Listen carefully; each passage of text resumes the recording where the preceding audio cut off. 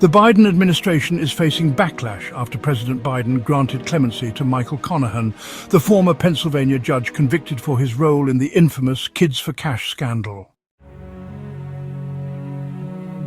Conahan was sentenced to more than 17 years in prison in 2011 after pleading guilty to racketeering conspiracy charges. His crimes included accepting over $2 million in kickbacks to funnel juveniles into for-profit detention centers, a scheme that forced Pennsylvania to vacate thousands of juvenile convictions and devastated countless families.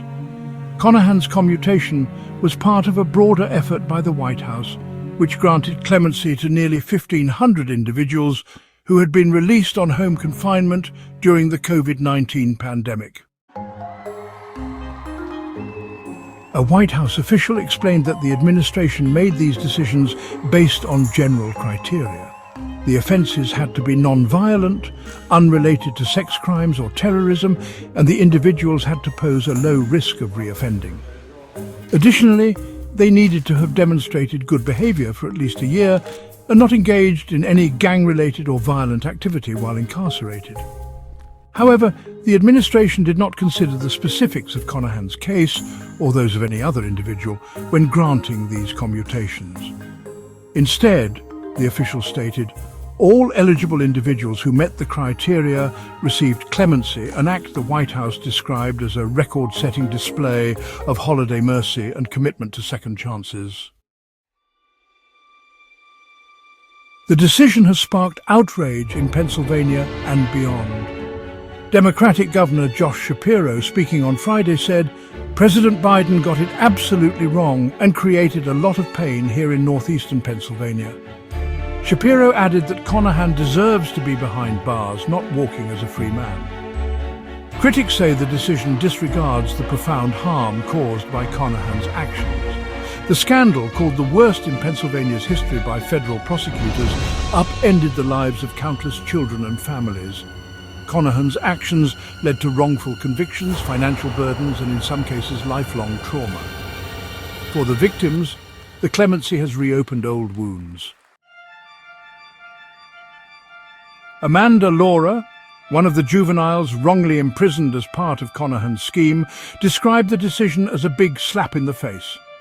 Sandy Fonzo, whose son tragically died by suicide after being placed in juvenile detention by Conahan, said she was shocked and hurt, adding, "Conahan's actions destroyed families, including mine, and my son's death is a tragic reminder of the consequences of his abuse of power."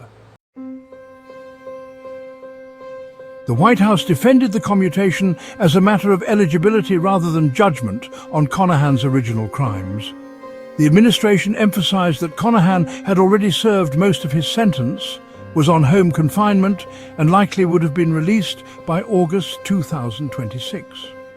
Still, the decision has reignited debates over the balance between justice and mercy. Advocates for clemency argue that the policy reflects President Biden's belief in rehabilitation and second chances. Yet, for the victims and their families, Conahan's release represents a profound failure to fully hold him accountable for his abuse of power.